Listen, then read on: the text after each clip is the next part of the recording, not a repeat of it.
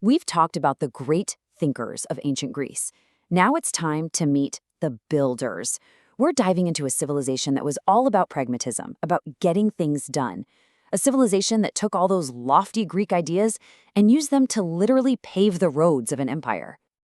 And this slide really says it all, doesn't it?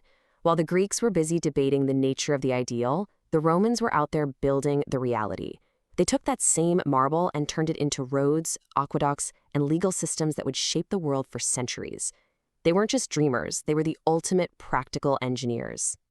Now, when you picture Rome, what comes to mind? Probably an all-powerful emperor, right?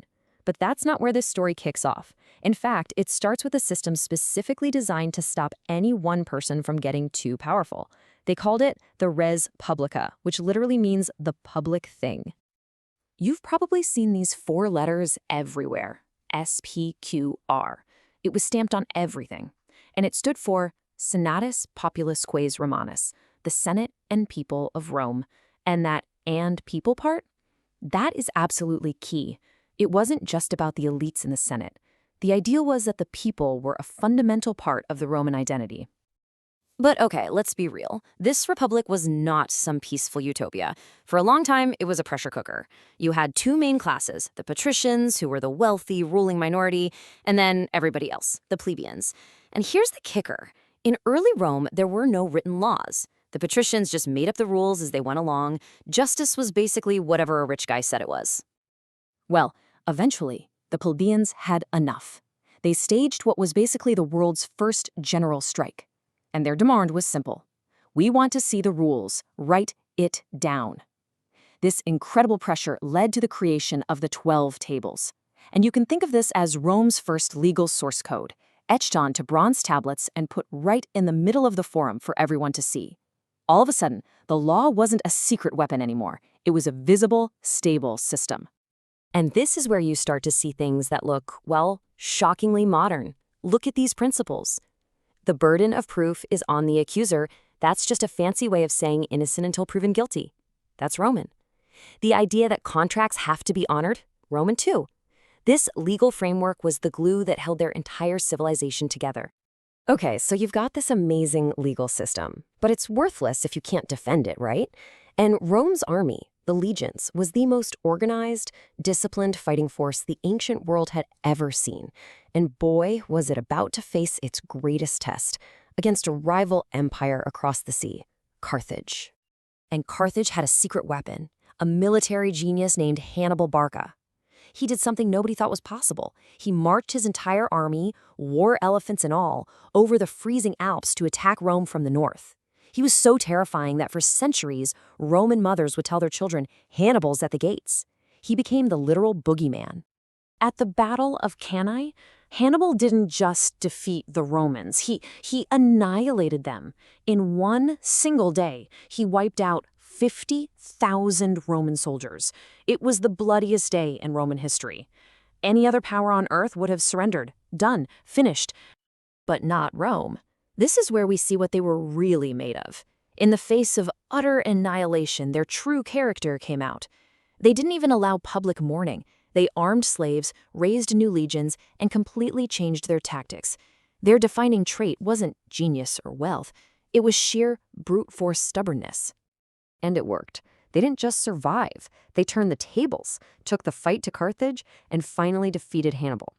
With their greatest rival crushed, there was nobody left. The entire Mediterranean Sea basically became a Roman lake. They even had a name for it, Mare Nostrum, our sea. Rome was now the undisputed master of its world. But as they were about to find out, winning everything can create a whole new set of problems. So what happens when a republic built for a small city suddenly controls a massive empire? All that new wealth and power, it acted like a poison. The rich got insanely rich, the poor got poorer, and soldiers started being more loyal to their generals who paid them than to the state. The stage was set for civil war, and for one of history's most ambitious men, Julius Caesar. The Senate, terrified of Caesar's popularity, ordered him to give up his army. He refused. In 49 BC, he marched his legion across a small river called the Rubicon, the point of no return, and famously declared, "The die is cast." Civil war was on. He won, of course, and was made dictator for life. But a group of senators, desperate to save the Republic, did the unthinkable. They assassinated him.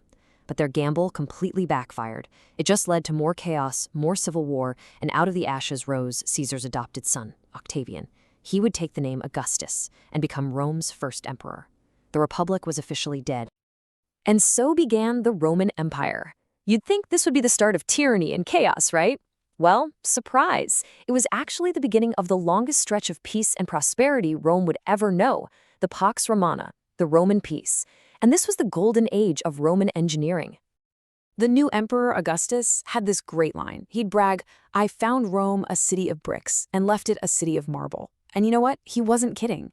The empire kicked off this massive construction boom, transforming the world with monuments, temples, and infrastructure on a scale that was just unimaginable at the time. Just get a load of this chart. This is nuts. Thanks to their incredible aqueducts, the average person living in ancient Rome had access to more fresh water every single day than someone living in modern London or even New York. That's just staggering.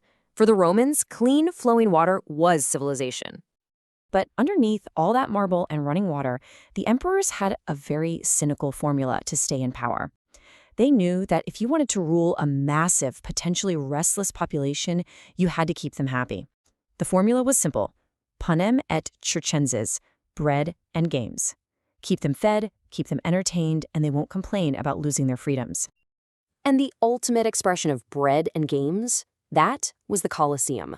This wasn't just a stadium. This was a state-sponsored theater of death, a place where the emperor could provide the ultimate distraction from poverty and politics with the thrill of gladiatorial combat. It was a brutal, bloody, but incredibly effective tool of social control. But of course, no empire lasts forever. We all have this image of barbarian hordes just smashing down the gates, right? But the truth is, Rome was rotting from the inside out long before the final collapse. It was weakened by corruption, economic crises, and just constant political instability. The end really came in stages, like a series of dominoes falling. First, a huge shift. Emperor Constantine embraced Christianity and moved the capital east to a new city, Constantinople. This eventually led to the whole empire splitting in two, and that left the western half overstretched and vulnerable.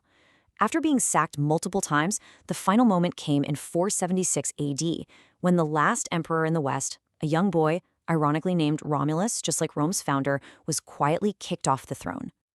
So that's the end of the story, 476 AD. The lights go out on the Roman Empire. But did they? Did Rome really fall?